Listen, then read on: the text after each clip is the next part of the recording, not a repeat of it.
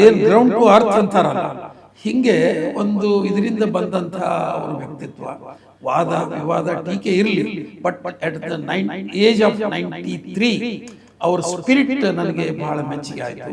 ಕಂಡದ್ದು ಕಂಡ ಹಾಗೆ ನಾನು ಮಲ್ಲಿಕಾರ್ಜುನ ಹೆಗ್ಗಳಗಿ, ಪತ್ರಕರ್ತ, ಮುಧೋಳ, ಈ ಬಾರಿ ದೇವೇಗೌಡರದ್ದು ಮಾತಾಡಬೇಕು ಅನ್ನಿಸ್ತದೆ. ಯಾಕಂದ್ರೆ ಅವ್ರು ರೀಸೆಂಟಾಗಿ ತಮ್ಮ ಪಕ್ಷದ ಸಮಾರಂಭದೊಳಗೆ ಮಾತಾಡಿದರು. ಅವರಿಗೆ 93 ವರ್ಷ ವಯಸ್ಸು, ಡಯಾಲಿಸಿಸ್ ಮಾಡ್ಕೋತೀನಿ ಅಂತ ಹೇಳಿದರು. ಅನಾರೋಗ್ಯದ ಸಮಸ್ಯೆಗಳಿವೆ. ಇವುಗಳ ಮಧ್ಯ ನಾನು ರಾಜ್ಯ ತುಂಬ ಓಡಾಡ್ತೀನಿ, ನನ್ನ ಪಕ್ಷವನ್ನು ಅಧಿಕಾರಕ್ಕೆ ತರ್ತೀನಿ, ನಾವು ಇನ್ನಷ್ಟು ದಿನ ಈ ಜನರಿಗಾಗಿ ಏನಾದರೂ ಕೆಲಸ ಮಾಡಬೇಕು ಅನ್ನಕತ್ತೀನಿ ಅಂತೇನೋ ಒಂದು ಉತ್ಸಾಹದಿಂದ ಮಾತಾಡಿದ್ರಲ್ಲ, ಇದು ನಿಜವಾದ ಬದುಕು.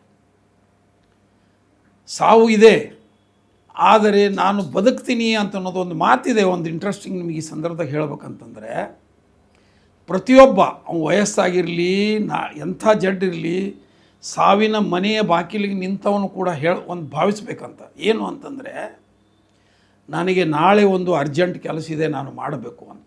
ಅಂದರೆ ನಾಳೆ ಒಂದು ಕೆಲಸ ಇದ್ದರೆ ನಾವು ಖಂಡಿತವಾಗಿ ನಾಳೆಯವರೆಗೆ ಬದುಕಿರ್ತೀವಂತ.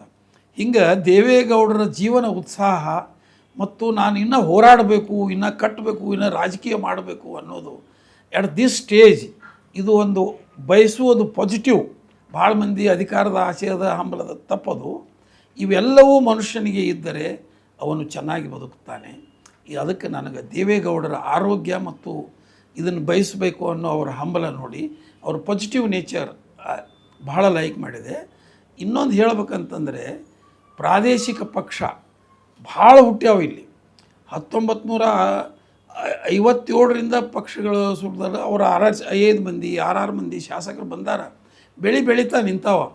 ಆದರೆ ಇದು ಒಂದೇ ಪಕ್ಷವನ್ನು ಈ ಕೊನೆಯವರೆಗೆ ಈಗ ತೊಗೊಂಡು ಬಂದಾರೆ. ಈಗ ಈ ಸರಿನೂ ಅವ್ರು ಭಾಳ ಜನ ಆರಿಸಿ ಬಂದಿಲ್ಲ, ಅನೇಕ ಸಲ ಇದಾಗಿದೆ. ಆದರೆ ಒಂದು ಪ್ರಾದೇಶಿಕ ಪಕ್ಷ ಈ ಕರ್ನಾಟಕದೊಳಗೆ ಭಾಳ ಚೆನ್ನಾಗಿ ದೇವೇಗೌಡರೇ ಓಡಾಡಿ ಮಾಡಿದರೆ ಹಾಕಿತ್ತೇನೋ ಅಂತ ನನಗೆ ಅನ್ನಿಸ್ತದೆ. ಯಾಕಂದರೆ ಕುಮಾರಸ್ವಾಮಿ ಅವರು ಅಧಿಕಾರ ಕೊಡದೇ ಇರೋದರಿಂದ ಫೇಲ್ ಆದರು ಅವರು, ಇರಲಿ ಅದು. ಆದರೆ ದೇವೇಗೌಡರ ಉತ್ಸಾಹ ನನಗೆ ಮೆಚ್ಚುಗೆ ಆದದ್ದು. ಒಂದು ಲಂಕೇಶ್ ಜೋಡಿ ಸಂಬಂಧವನ್ನು ಈ ಸಂದರ್ಭದೊಳಗೆ ನನಗೆ ನೆನಪಾಕ್ಕದ. ಲಂಕೇಶನ್ನು ಕರ್ಕೊಂಡು ಹೋಗಿದ್ರು ದೇವೇಗೌಡರ ಮನೆಗೆ. ಕರ್ಕೊಂಡು ಹೋಗಿ ಲಂಕೇಶ ಹೇಳ್ತಿದ್ರು ಅಮ್ಮ ಅಂದ್ಕೊಳ್ಳೆ, ನೋಡ್ರಿ ದೇವೇಗೌಡರೇ ಅಡುಗೆ ಮಾಡಿ ನನಗೆ ಊಟ ನೀಡಿಸಿದ್ರು. ದೇವೇಗೌಡರಿಗೆ ಅಡುಗೆ ಕೂಡ ಬರ್ತದೆ, ನೀವು ಭಾಳ ಮಂದಿಗೆ ಗೊತ್ತಿಲ್ಲ.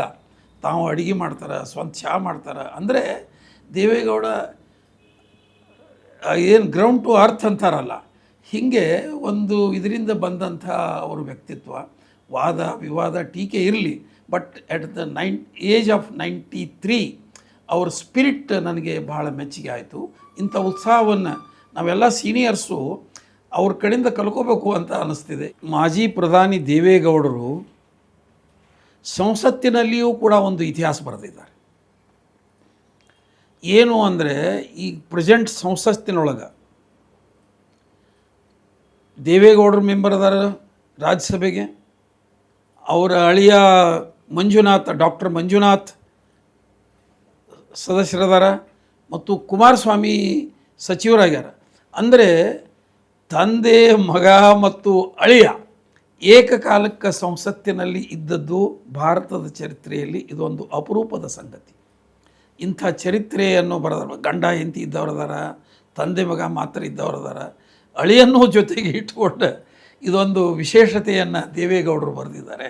ದೇವೇಗೌಡರಿಗೆ ನಮಸ್ಕಾರ ಹೇಳಿ ಮಾತು ಮುಗಿಸ್ತೀನಿ.